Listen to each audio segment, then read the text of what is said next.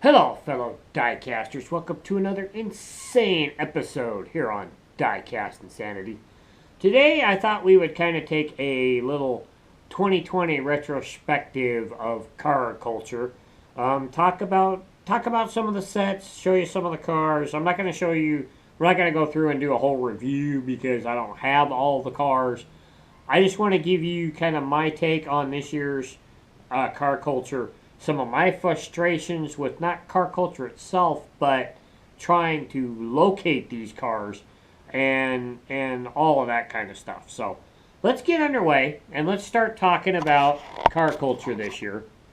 I think this year was a very good year. There was some really cool cars, some cars that have made the jump from mainline to premium.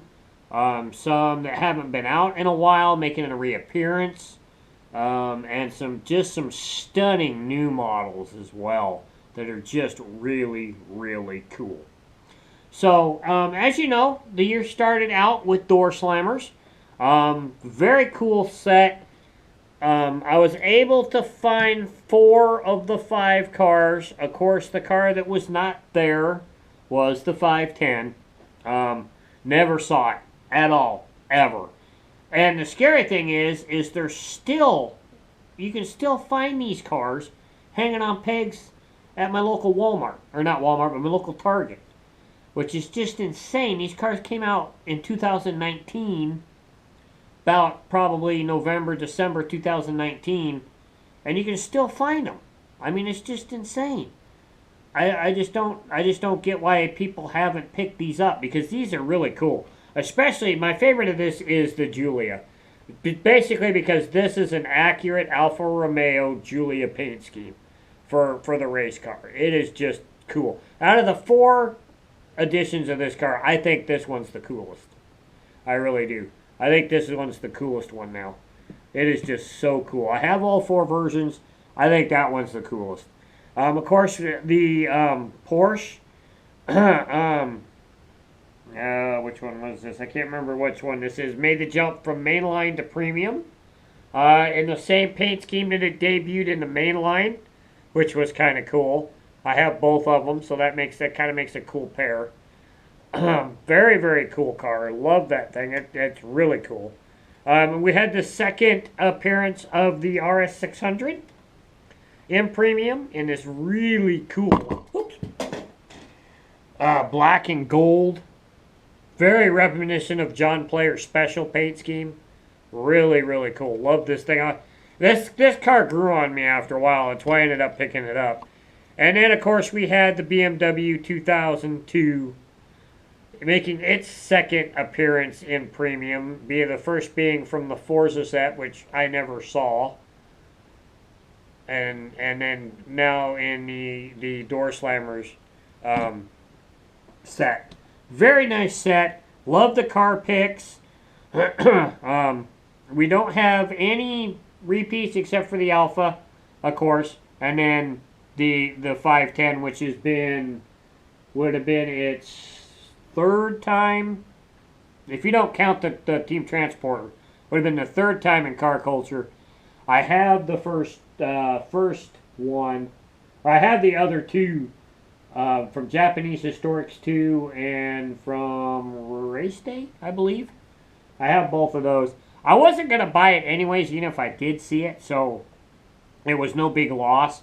I just don't see why people have this whole 510 kit thing going on. It's just crazy. I just don't get it.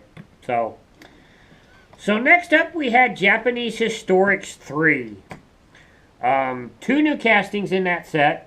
One making its jump from mainline to premium.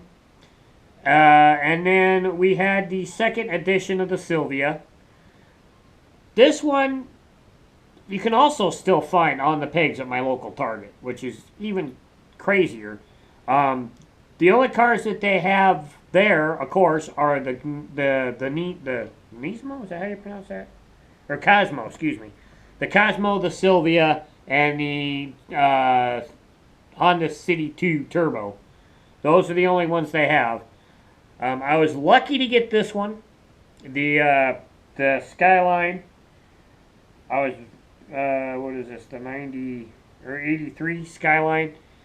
Was very lucky to find this one.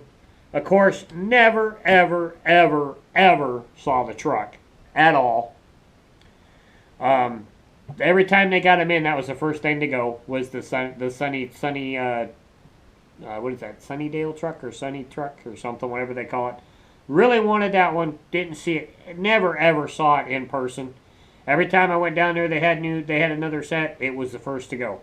It was the first to go. This was the second to go. Everything else became a peg warmer, which is just crazy because that's going to probably make this one in the future worth some money, because that's what happened to the 510 when it first came out in vintage racing. It was a freaking peg warmer for the longest time. Now all of a sudden, that car's worth $200, $300. So go out and pick you up one of these, because more than likely this is going to be worth something down the road. The Cosmo. This was the other new casting in that set, of course. And then you have the second edition of the Sylvia. The, what are they? This is, just the Sylvia. So, not really keen on the wheel choice on this car. I think maybe Watanabe's would look cool, or even the Steely's probably would have looked cool on this car. I don't mind the color. I kind of like the color on this car, but still a cool set. So next up, I believe, was Wild Terrain, which in my mind is a very cool set. I think it's a very underrated set. It was probably the easiest to find of this year's sets. For some odd reason, it was really easy to find. We have the only car in this set that was hard to find was the off-road Camaro for some reason. It was a little hard to find. But everything else pretty much was pretty easy to find. Yeah, Wild Terrain was the next set. So, it was pretty easy to find. I didn't get it. They only had one, and Elijah picked it up in this Lucas Oil paint scheme with these really cool new wheels. I love these wheels. These things are cool. I'm going to have to get me a car that's got these on it for some custom projects.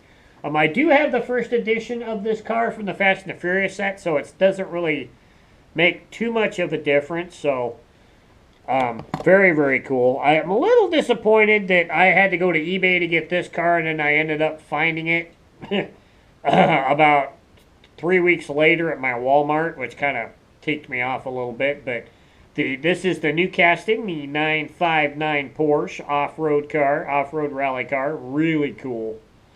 Really, really cool car. It brings back a lot of memories for me of the 80s and rally, and especially the Paris to Dakar rally. That's where this thing really made its name. So that's the only new casting in the set. Then we've got the Range Rover Defender 110 hardtop in this search and rescue kind of off-road paint scheme. Very cool. First appearance of this, of course, was in Fast and the Furious. This is its second appearance in this yellow and black and green paint tempering with the yellow new wheels, which is really, really cool. Then we've got the Bronco, which is making its first appearance in a really long time. This is only its fourth ever release. This is different than the mainline casting. This was first released in Boulevard. I believe it was released twice in Boulevard. And I think the other one is a Pop Culture release, and now this one in the basically the California Highway Patrol paint scheme. Very nice, very cool to have this one, since it hasn't been released all that often. And then we have the second release of the Unimog. I can't remember what the number is, but the Unimog truck in the Paramedics paint scheme here with the Aero wheels.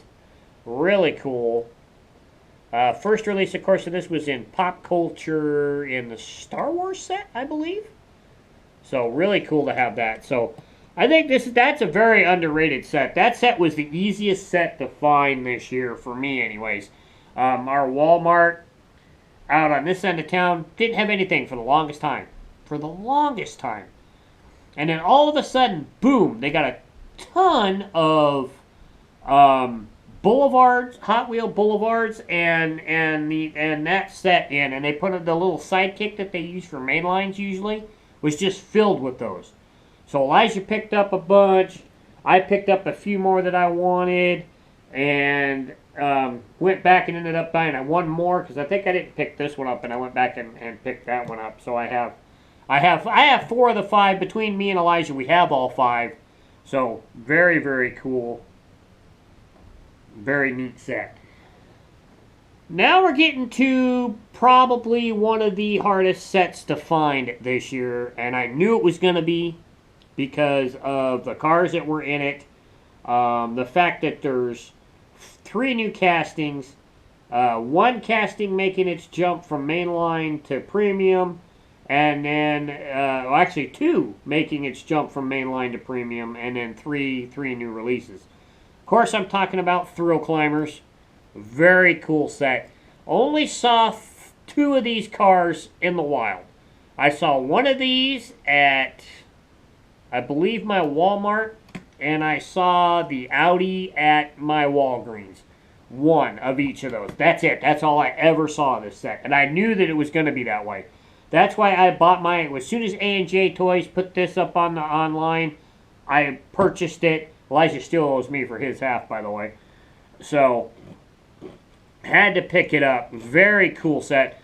My vote for the best set of the year. Hands down. There is no other set that came out this year that can compete with that set.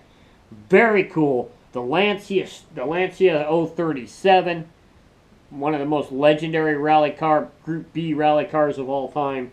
The RS 600 Ford, very, very cool. The Audi, another legendary Group B rally car. Of course, the Porsche, very, very cool paint scheme, very, very nice car as well. And then, of course, the other new casting, the Volkswagen LDR or IDR, which is surprising. I thought this was going to be the peg warmer. I thought I was going to be able to find this car no problem everywhere, and I never saw it, which is really kind of cool. A lot of people saw it as a very cool car, and I thought that they weren't going to buy it simply because they don't understand it. But obviously they liked it. It was really, really cool. So that is probably the coolest thing of that. So I knew there was going to be hard to find. That's why I bought mine online. When you buy them from A&J Toys, you're basically getting the price that you would pay for 2 full sets at the store. So it wasn't really any more expensive going that route. I may have to do that more often, but that was really, really cool. And then, of course, then we come to Modern Classics, which I never saw, ever, anywhere. It's like it got skipped. I don't know if my Walmart got them, or if my Target got them and everybody bought them all out, or whether they just skipped over. I never saw it anywhere. And I've been hitting my Target at least twice a week, both Walmarts at least once a week, and nothing. Absolutely nothing for Modern Classics. Just nothing. And then, of course, you guys saw in the haul video that I picked up 3 of the Power Trip set. Of course, like I said in the haul video, all of the Buicks were gone, which didn't upset me. I have the first edition of that from the Fast and the Furious set, which is the one that I really wanted the most because it looks exactly like what that car would have been in real life. So it doesn't stick me that I missed the white one, because the black one is better in my opinion. I mean, they have the same wheels. Both of them have the same wheels. It's just color. So, you know, that didn't hurt me none. The one that I really wanted that I didn't see was the Cyclone, because that is a very cool truck. That is an accurate paint scheme to the Marlboro Edition Cyclone. So I really want that one. I might have to go online to pick it up and, you know, get it that way. But car culture is getting really hard to find now. It's it's hit and miss. You'll go down and you'll be lucky, like we were with the wild terrain set, and we actually found all of them in one shot. Um, of course, it's been hit and miss with it, and last year was the same way. Never saw. What was it last year? What were last year's two sets I never saw? Uh,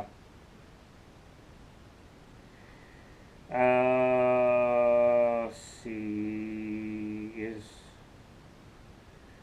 right. So it was the Gulf set, which I only ever saw one car, and that was a Laurel, and I ended up buying it. I wanted the definitely wanted the McLaren from that set and the Mustang from that set, but I only saw one of them. Open track.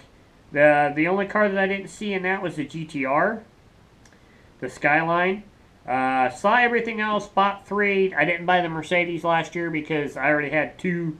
Didn't think I needed a third. Silhouettes, of course, I found in one shot at Walmart. Bought them all right then and there.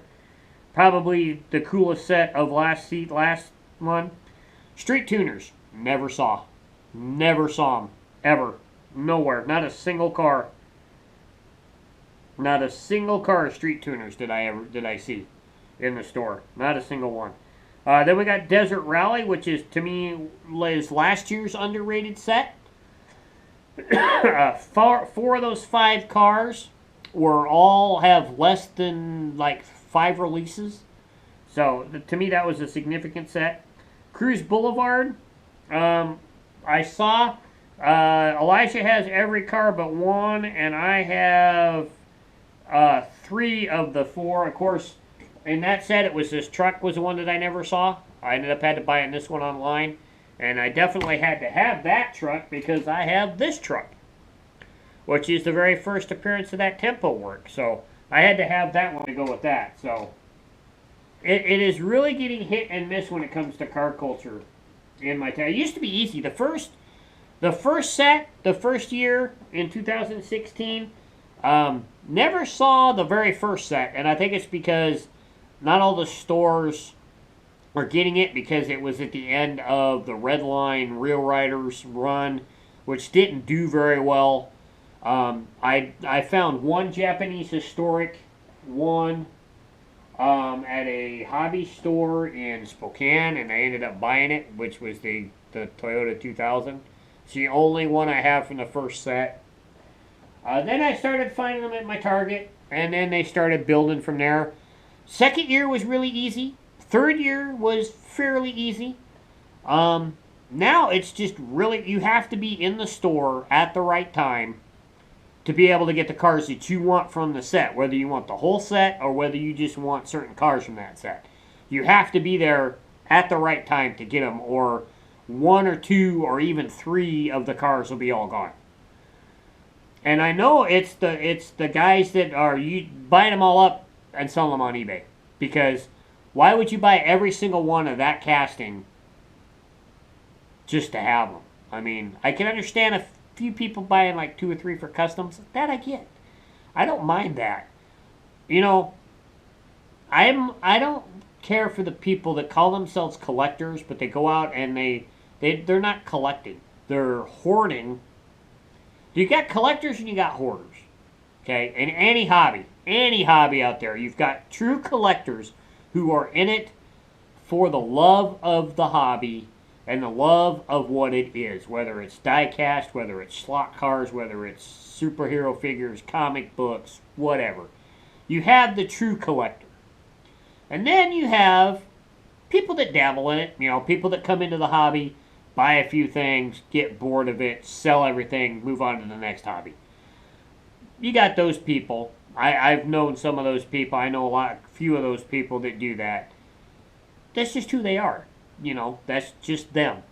And then you've got the people that are hoarders, that just come in and buy everything and don't care, turn around, put what they want on eBay, sell it off, and move along their way. I don't mind that when it comes to supers. I mean, if you could pick up every Super you can find that day, do it. Because you can then you can keep one for yourself, you can keep one in the package, you can open one, and then you can use the others for bargaining for stuff that you want that you couldn't find or couldn't get. Because Supers are hard to come by. Car Culture, they're easy to come by, so why go out and buy everything of one car from that set just simply because it's the newest JDM car, or it's the newest Porsche, or it's the newest this or that? I don't like it. I don't get it. It's hard for the true collector like me, who's out here to buy one example of that car from that set because he really wants that car. Now I'm going to have to either go to A&J Toys and buy a full case for cars that I already have to get the one I want, or I got to go on eBay and pay 2 or 3 times what I would have in the store. So it's really, really, it's really a real pain in the butt when it comes to stuff like that. I don't understand it with Car Culture. I really don't. These cars, and also there's the problem also too is there's several places here in my town that have dropped Car Culture for some reason. My Fred Meyers hardly ever has any in. My Walgreens hasn't had any. They usually get the first couple of years of Car Culture. They were keeping them in stock on a regular basis. Now I know the pandemic has a little bit to do with that. I know Hot Wheels production has had a little issue with getting cars produced, getting shipped and into the States and all that garbage. I understand all that. But I don't understand why some of the stores have dropped it. They're still hot sellers. They're still very, very cool. A lot of people want them. A lot of people are picking them up. So where I could find them before, I could find them at my Target. I could find them at my Walmart. I could find them at Walgreens. I could find them... I could find them at, of course, Toys R Us. When Toys R Us was still around, they had them. But my options have become a little limited now when it comes to Car Culture, between Target, Walmart, occasionally Walgreens, and then very, very occasionally my Fred Meyers will get them. But they haven't had a whole lot. So it's been really hard to come by them here this year, especially. Some of it I don't mind. Like I said, Door Slammers, the 510. It didn't really upset me that I couldn't find that car. I wasn't gonna buy it anyways because I've already got the very first premium of it from Japanese Historics 2. I have the race day version.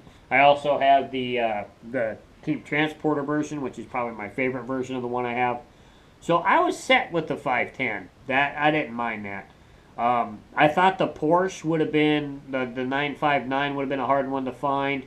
Turned out it didn't. I ended up paying a little more on eBay for mine than I would have in the store. It wasn't a huge diff. I always go for the most inexpensive buy it now car when it comes to stuff like that. So that, didn't really hurt me as bad. So I picked that one up and then ended up finding it. So, c'est la vie, you know how that is. So the only ones that I truly really wanted this year that I don't have is the Sunnydale truck from Japanese Historics 3 and the Cyclone from Power Trip. Those are probably my two most disappointing cars that I didn't find this year. The Modern Historics, I could probably end up picking up that Mercedes down the road. It'll probably be out again. The Silvia, the S14, I'm not really too keen on. I have a version of it. I have the